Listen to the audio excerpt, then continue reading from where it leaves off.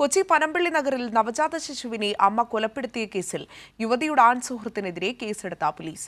തൃശൂർ സ്വദേശി റഫീഖിനെതിരെയാണ് കേസ്. വിവാഹ വാഗ്ദാനം നൽകി പീഡിപ്പിച്ചു എന്ന യുവതിയുടെ പരാതിയിൽ എറണാകുളം സൗത്ത് പോലീസാണ് കേസെടുത്തത്.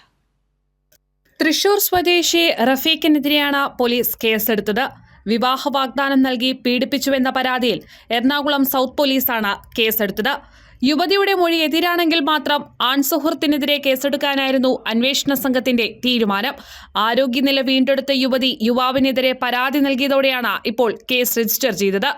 ഈ മാസം 3-ന് വെള്ളിയാഴ്ചയാണ് പ്രസവിച്ച ഉടനെ കുഞ്ഞിനെ അമ്മ കൊലപ്പെടുത്തി ഫ്ളാറ്റിൽ നിന്നും റോഡിലേക്ക് വലിച്ചെറിഞ്ഞത്.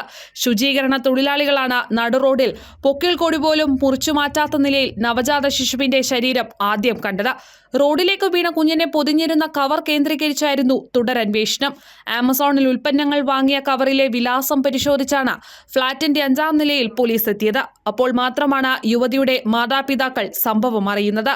തുടർന്ന് യുവതിയെ ചോദ്യം ചെയ്തതിൽ നിന്നാണ് കൂടുതൽ വിവരങ്ങൾ പോലീസിന് ലഭിച്ചത്.